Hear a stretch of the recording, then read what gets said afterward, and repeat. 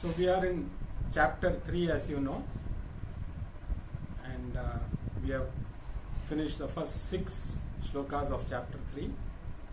So basically chapter 3 is titled as Karma Yoga, and for grihasthas like us, it's a very important chapter, because like Krishna said, there are 2 lifestyles. One is sannyasa lifestyle and other is grihastha lifestyle, and for each he has created. For sannyasa ashrama it is jnana yoga, and for grihastha ashrama it is karma yoga. So for people in grihastha ashrama like us, this is a very important chapter, because it is probably little easier for a sannyasi to attain moksha, because his entire time is available for study, while grihasthas have to do their normal duties and also find time to study. But is it that only sannyasis can get moksha? It is not so. That is why in this chapter Krishna is going to talk about karma yoga and the ways and means to achieve moksha even in a grihastha ashrama. It may be a little more difficult, but definitely it is not impossible. So that is what this chapter is all about. So let us, we have finished the 6th verse. So we will start by reading the 6th verse and then we will move on.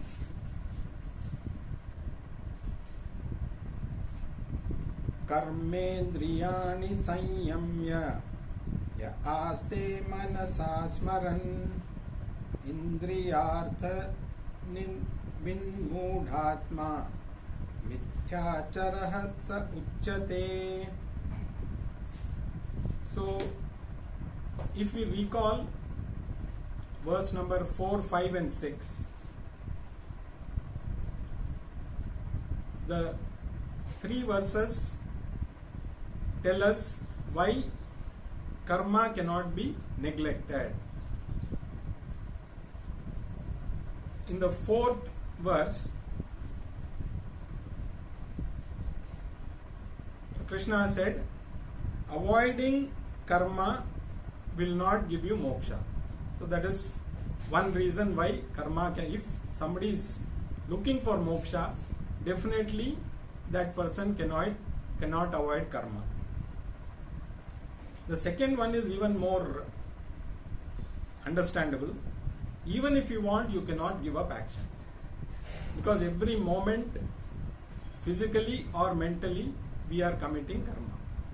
So it is impossible for anybody, even if physically you are not doing action, mental action is continuing. So it is impossible for somebody to give up karma altogether.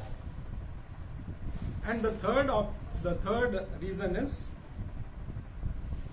giving up action is also risky. Like somebody takes to sannyasa without being prepared, mentally prepared, he is going to be neither here nor there. Because if he has taken sannyasa out of frustration or some other reason, not purely for the sake of study, then the desires and other things which he already had accumulated will always pull him. And as per Shastra, sannyasa is irreversible. Of course, physically you can reverse it. There are some people who have done it also. It is not that you know, nobody is going to ask you why you were a sannyasi, now you have changed. Because there is no, it's not a government rule or something that you take sannyasa and then you cannot come back. It's purely a mental thing. But having taken sannyasa, there are certain rituals to take sannyasa, but there are no rituals to give up sannyasa and come back to grihastha ashrama, which means that Shastra does not prescribe reversal.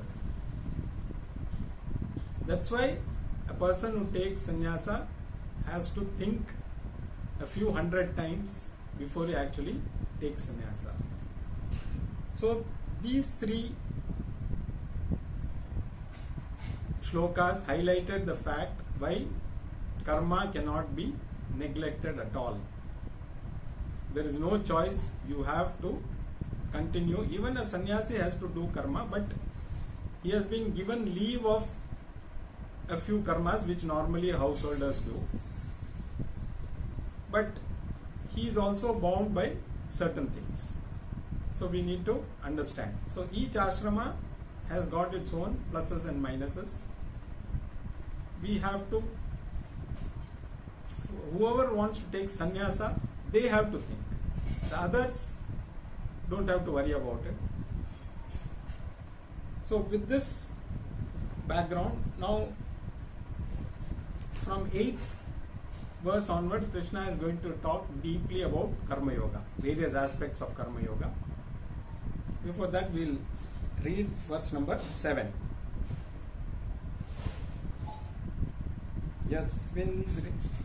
Yasvindriyani manasa niyamyarabhaterjuna karmendriyai karma yogam asakta sa vishishyate. Now Krishna is going to talk about grahastha-ashrama. So he says a grahastha, one who is controlling the sense organs with the mind, remains unattached, performing actions with yoga buddhi, is far superior. So in the previous verse he had said a sannyasi, after taking sannyas, if he is still connected to worldly things, outwardly he may look as if he has given up various things, but mentally, if he is still having it, he is a hypocrite. Here he says grahastha with the control of or regulating his sense organs, if he does his duty with a yoga attitude, that is an attitude of karma yoga, then he is far superior. So between these two, a sannyasi who has taken sannyas but still attached to his worldly things is is inferior to a grahastha who is doing all his actions with a controlled mind.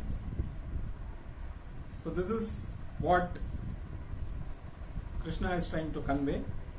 So basically he is giving the advantages, or he is praising a grahastha who is able to do this. So first, a grahastha has to control or regulate his sense organs. In our Shastras, there are fourfold objectives, as we know: Artha, Dharma, Artha, Kama and Moksha. So there is, a grahastha can continue to fulfill his desires. There is no restriction. But these desires should be bound by dharma. That is why dharma comes first. So you can fulfill any desire as long as it is within dharma. So that is what first grahastha has to ensure. It should not be adharmic. So do within limits, within the prescribed limits. You are given the freedom to do or fulfill any desires. There is nothing wrong. But if your mind is not regulated, you may tend to do excess. You may tend to indulge in things which are not prescribed. Sometimes they may be prescribed, but they may not be useful for spiritual growth. Like desire for accumulating wealth or property or having progeny and all those are all acceptable. There is no restriction on any of this. But if you are looking for spiritual growth, if you are only indulging in fulfilling your desires for your materialistic growth, that grahastha will not prosper spiritually. So that is what. So ultimately, everything is said with the goal of moksha in mind. If somebody says, I am not interested in moksha, I will live a dharmic life, I will do everything as per dharma, but I am more interested in getting materialistic benefits. Absolutely no problem. It is up to the individual whether he wants moksha or he is interested only in worldly things. So basically, if you are able to fulfill your desires by regulating your sense organs, then you are in the path towards moksha. You are in the right path. So as a grihastha, you carry out all your duties, so to say. You should be more of a giver than a taker. So that if that is the attitude, then your spiritual growth will be more. So people tend to do the other way around. Generally people tend to grab because of insecurity. The more whatever we have, we feel is not sufficient. We tend to accumulate more, and we are always scared of giving because we feel if by giving we will lose whatever we have. So basically this insecurity is bound to happen. But if you set your goal as moksha, then definitely the attitude should be to give more than what you take. The more you give, basically the more you give, the mind gets purified faster. And as the mind gets purified, knowledge will be able to get entrenched in the mind. The more the mind is impure, whatever class, Vedanta we attend, at that moment we may feel we are understanding, but when the situation happens, it will not be useful. That knowledge will not come to the forefront. At the same time, you should not suppress your desires also, because suppression of desires again will lead to further problems. So there should be neither suppression nor excess. For example, a river, if the river is in full flow and during rainy season when there is excess water, it may damage a lot of things on the way. So if you put a dam, you can regulate the flow of the river. But you should not regulate it so much also that you don't get water in some places. So similarly, you should not suppress your desires, because they will ultimately disturb your mind. The desire should be overcome. Like I told in the last class also, when we are in school and other things, we were playing with marbles and kites and so many other things. Later we moved on to other things. So there was no desire. It's not that now at this moment we have a strong desire to play marbles. So we outgrew those desires. So similarly, desire should be outgrown. Sometimes you have to necessarily, like if you are a diabetic, you may like sweets, but you have to necessarily control yourself. There is no choice there. Similarly, certain desires we have to forcibly control, but very strong binding desires, if they are there, they are going to be a hindrance. So we need to slowly overcome those desires. And Krishna is going to tell further also what are the types of karma that we need to do. So a person who,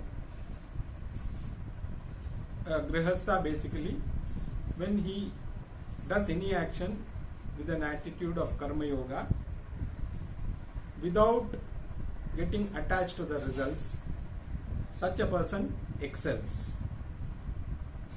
So basically, a grihastha, if he is able to regulate his mind, carry out all his duties with a yoga, karma yoga attitude, he is far superior to a sannyasi who has given up his worldly activities, but his mind is still attached to those desires. So he basically is a hypocrite. So this is what this particular shloka says, that grihastha can excel even being in grihasthashrama. Now let us move on to the next verse. So with this 8th verse, Krishna actually starts describing karma yoga more. So from 8th onwards to I think around 16th or 17th verse, he is going to talk about karma yoga in detail. Though the title is karma yoga, it is not that all the shlokas in this chapter will be only on karma yoga, but the emphasis is more on karma yoga. There will be some shlokas which are talking about other jnana yoga also. So, but from this verse onwards, he is going to talk in depth on karma yoga. So let us read verse number 8. Niyatam kuru karma tvam karmajyayo hya karmanaha sharirayatrapi cha tena prasiddhayeda karmanaha. Now before actually understanding the meaning of this verse, let us understand what is karma yoga. So far we have been talking about karma yoga, and even in the 2nd chapter Krishna had talked about the 47th verse. He said you have full control over your actions. So he had talked about karmanyeva adhikaraste ma phalechu kadanachana. So in previous chapter he had indicated about karma yoga. Now what is karma yoga? We say, okay, you should do with karma yoga attitude. Now the next question will be, what is this karma yoga? Let us first understand what is karma yoga. So basically karma yoga consists of 2 words, karma and yoga. Karma means action, yoga means attitude. So when you say karma yoga, it is doing action with an attitude. Now what kind of action? A proper action with a proper attitude. So when we say karma yoga, doing a proper appropriate action with an appropriate attitude. So this is what karma yoga means. Now what kind of karma is appropriate? That will be the next question. Because we do so many types of actions. What is meant by appropriate action? We had seen earlier also, actions can be classified into 3 types: sattvic, rajasic and tamasic. What is sattvic action? Sattvic action is nothing but doing an action which will benefit everybody, including the person who is doing. It is not that you are excluded. If you do sattvic karma, you are also part of it, but your attitude is to help everybody around. In the process, you also get benefit. So this is called as the ideal action. A sattvika karma is the ideal karma. What is the next one? Rajasika karma. Rajasika karma basically means a selfish karma. I am interested in myself. I want to do action which will benefit me.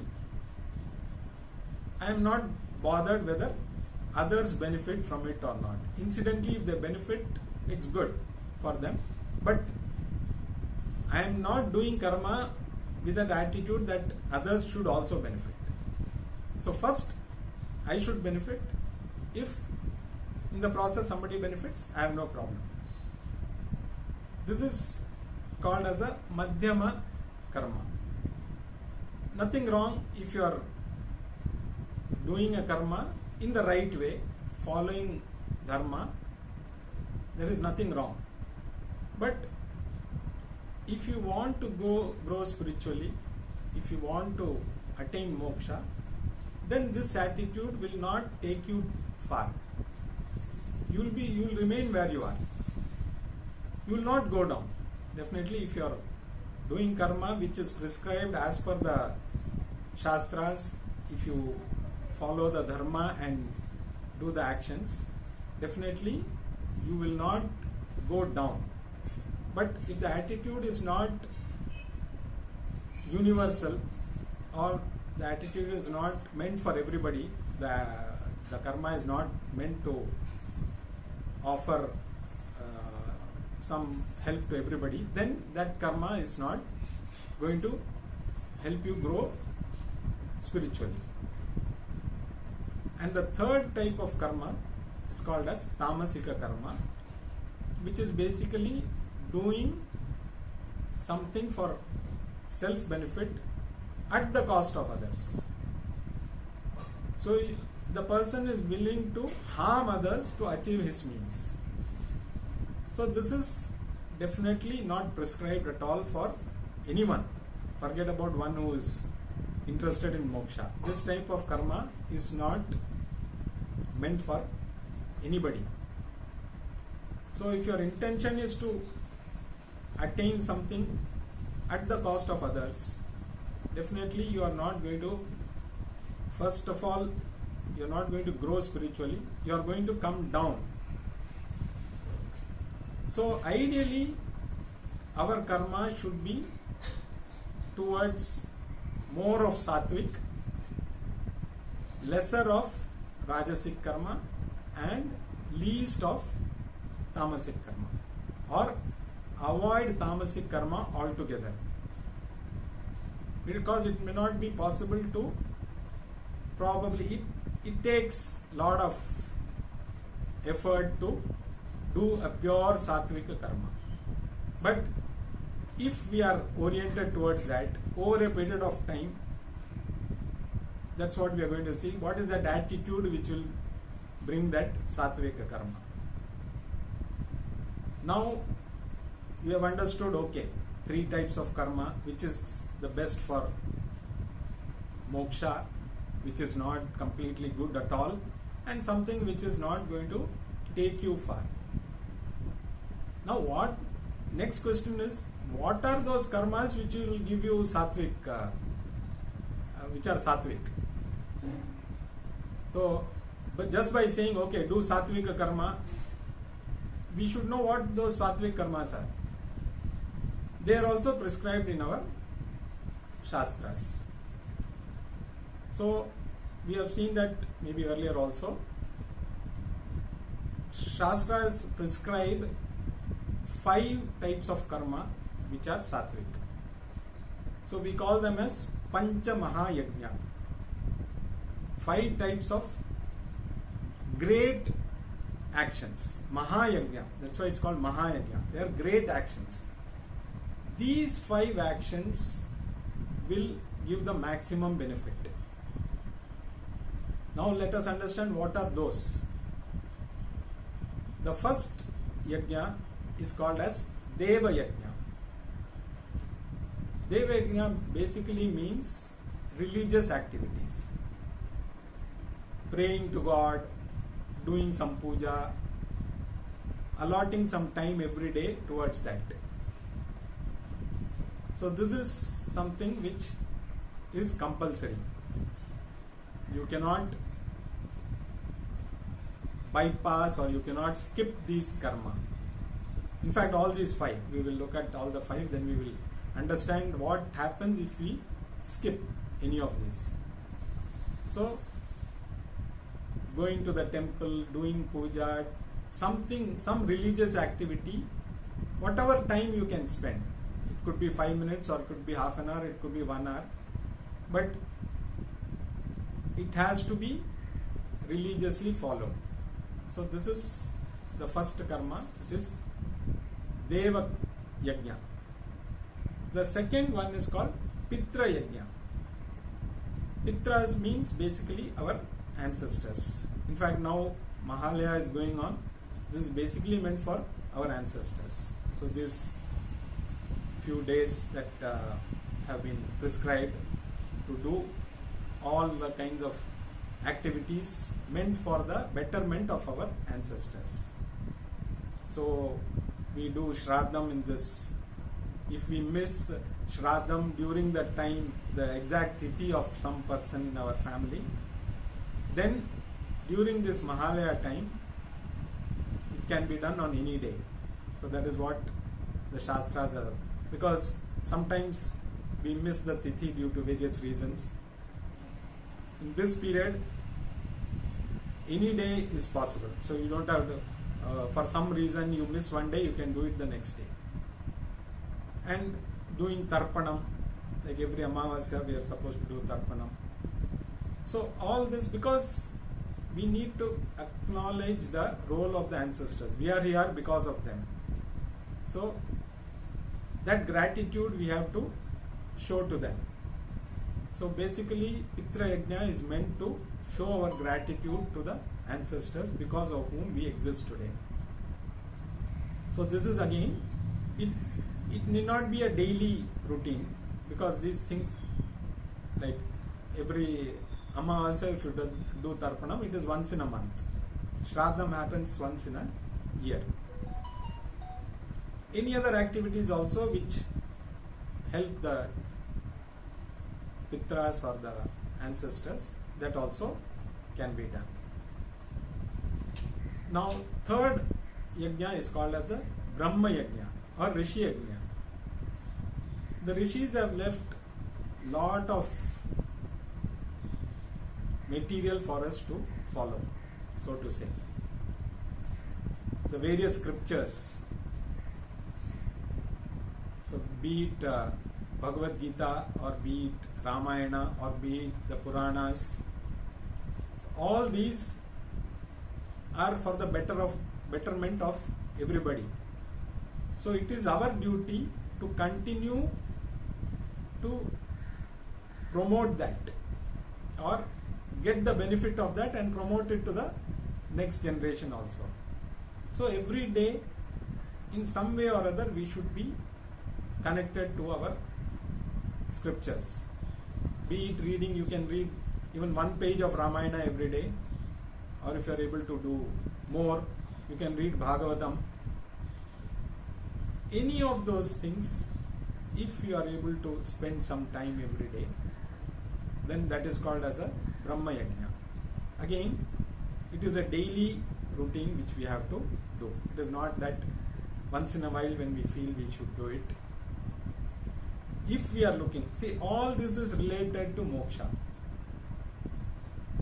There is no restriction, there is no rule anywhere that you have to do all these things. It is purely looking at the benefits, and ultimately you are looking at moksha. Then there is no way you can skip this. So third yajna is Brahma yajna. The next yajna is Manushya yajna. Manushya yajna is basically social service. So do some activities. It will not be daily. Do some activities to help fellow human beings. It could be in terms of helping somebody with monetarily, helping somebody, doing some activity for them, even reading out to some people who cannot see, feeding people who are, in fact, that is one of the best yajnas you can do, or imparting knowledge. So any of this, whatever is convenient to any of us, each one may have some expertise in some area. If you have excess money, share it with somebody who doesn't have. Share the food that you have. Share the knowledge. In fact, they say knowledge is the best dhanam. So any of these we need to do on a daily basis. So this is, if not daily, at least periodically. It may not be possible for us to do every day. So this is called as Manushya yajna, taking care of your fellow beings, human beings. The fifth yajna is called as Bhuta yajna. Bhuta yajna basically means taking care of the environment.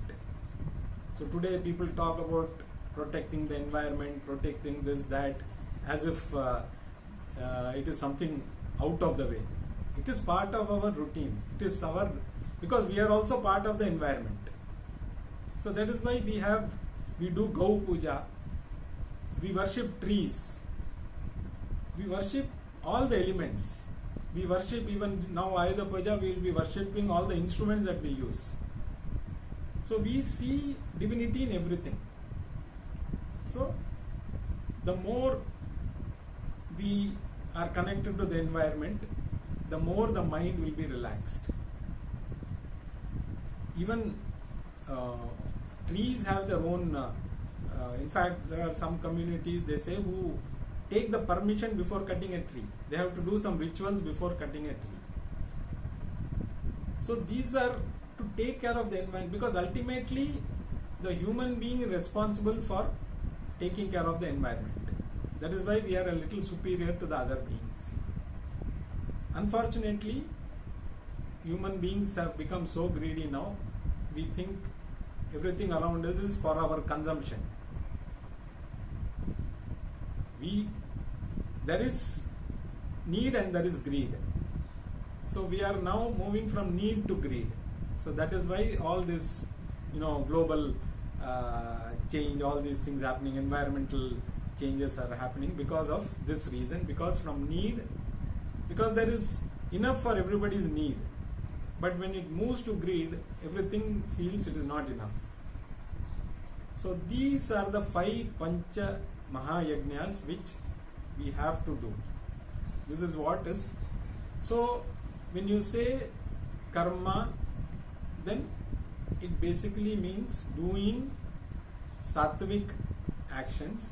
And what are those sattvic actions? They are actions doing this Pancha Mahayajna. Now suppose you don't do this, you are, as per Shastras, you will get extra papam. By doing this, you are not going to get any, but you are going to get benefit in terms of more of mental peace. You will attain more samatvam, which is good for making the mind ready for knowledge. But if you don't do this, spiritually you will go down. So that is the papam that will happen. Spiritually you will go down, which will not help you in the cause of attaining moksha. So everything again revolves around the goal. The whole problem is the goal is not clear to most of us. So we go about things without any particular goal. But if we follow the Shastras, the goal is defined, and how to attain that goal also is clearly given. So the Pancha Mahayajna is the one which is prescribed for all grihasthas. If we follow this, definitely our sattvika karma will be more, and more the sattvika karma, the more your mind will become pure. So it's all interconnected. It is to work towards attaining that purity of mind. So the entire life actually is to increase your sattva guna, increase the purity of the mind, and once the mind is pure, the knowledge will immediately sit comfortably in that mind. Otherwise, it will continue. Again, the cycle of birth and death will keep on happening. So this is the right action. When we say proper action, it means performing the Pancha Mahayajna. Now coming to yoga, yoga means attitude. Now what kind of attitude should we do? So when you say karma yoga, doing action with yoga. Now we have seen what is the action to be done. What is the attitude? One is Ishvara Arpana Buddhi. Means you do with an attitude of doing everything for Ishvara. So you have to first understand what is Ishvara, the Supreme Being, and then dedicate all your actions towards Him. When you do that, you are at peace with yourself, because you are not, when you say I am doing this for myself, because we are driven mostly by our likes and dislikes. Our actions are totally oriented towards our likes and dislikes. We like to do whatever we want to do, whatever we feel is good for us, and we avoid things which we don't like. But if you adopt the Ishwararpana Buddhi, then you do, whether you like it or not, you do that activity because you are doing it for Ishvara. If we are able to bring that attitude in our life, it becomes much easy for us to do our activities without blaming anybody, without blaming ourselves also. It is all, that's why at the end of everything we say Sarvam Brahmarpanamastu. If we are able to really, it's not just the mouth uttering the word, but really when we say it with that full attitude, you will get that samatvam. And the second attitude is, because any action is going to produce an effect. So accepting that as a prasadam. So the second attitude is prasada buddhi. So do the actions with the Ishwararpana buddhi and accept the results as prasada buddhi. If these two are done, these Pancha Mahayajnas with this attitude becomes Karma Yoga. So it is not impossible. It's just understanding what is to be done. A change of mindset. That is where we need to work on. How to change this mindset is left to us. So once we attain that mindset, if we are able to do Karma Yoga, automatically we will attain that Samatvam. Because accepting the results as prasada, you are not bound by any desires. If I don't get this, what will happen? If I don't, I've written the exam, if I don't get 99%, what will happen? Even in a game like cricket, we accept the umpire's decision. In fact, even if the umpire is wrong, that way we can learn from cricket. The batsman or the bowler cannot show any dissent, even if the umpire is wrong. If he shows dissent, he is fined. Though he may be right, maybe he was right and the umpire might have been wrong. But in a game we are accepting this. So anyone who plays cricket goes with that attitude, umpire's decision is final.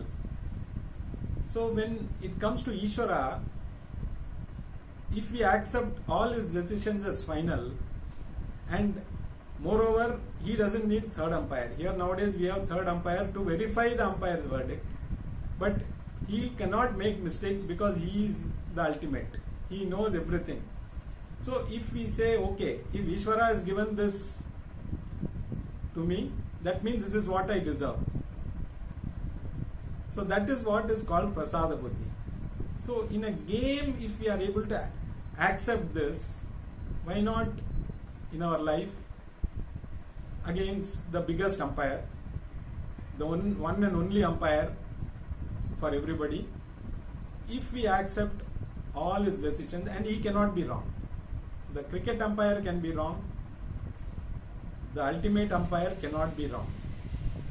So if this attitude we work, karma and yoga, it becomes karma yoga. And karma yoga is what is prescribed for grahasthas. So, and finally he says, coming back to the verse as such, now we have understood what is karma yoga.